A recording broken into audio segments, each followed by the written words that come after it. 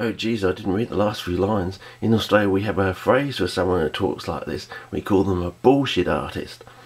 One, it doesn't take a genius with a 187 IQ to work out how it's probably going to pan out. It's all going to go pear-shaped, I reckon, I think. Okay.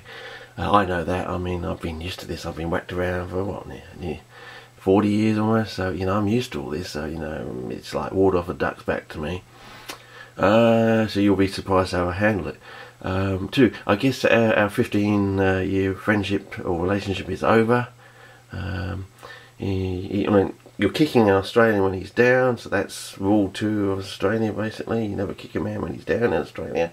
I mean, yeah, well. So, by the second rule of Australia, I guess Alan Lowry is correct. You're never coming back to Australia again, or you won't get in, or if you do, they'll send the Kadachi man out for you. And you may last 48 hours, but you'll go to sleep and just won't wake up. Personally, if I was Ziggy, I wouldn't even bother turning up to the EE this year in case he got spat in the eye. I mean, yeah, surely, yeah. You've been telling me all these things, and the goalposts keep changing, and yeah, what is going on? I also felt that you're holding back on something, and I don't know what it is. So what's going on? Some sort of big black hole there. There's something you're not telling me, Ziggy. There's something you're not telling me. We don't like that in Australia. So okay, you come, as we say, come clean. Anyway, I guess it's now up to our ABC and SBS programming, as well as some of our Australian universities, to pick up the slack, so to speak. Basically, I think we're going to have to do all your work again here in Australia.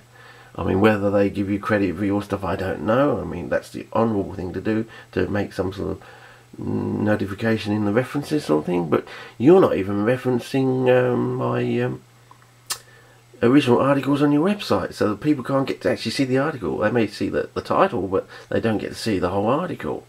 I mean, you've had my journals I sent for 7 years now, and when are you going to actually get round to filming them, or filming the articles in them, or showing the 3D slides which are associated with them? I mean, it's been 7 years. I mean, people will be wondering, there's something a bit odd about that,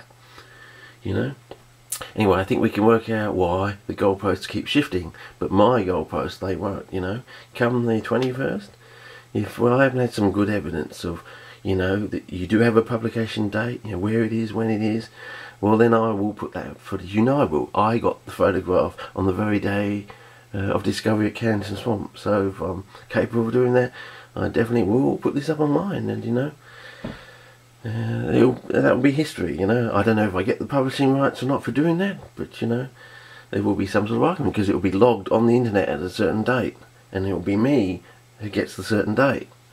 Okay, so do I get 10% of the rights of the university residuals or something like that? I don't know. It's not really, doesn't really matter to me, but in a historical sense, it might matter. Anyway, so be history, let right be done, as in the mortal words of the Winslow boy. Yet once a nerd, always a nerd. So yeah, I was a nerd in the 70s before they had to turn for someone like me. One who learnt to think black, and yeah, I learnt to throw the boomerang so well I could stop people for 2 or 3 minutes on their way to the shop.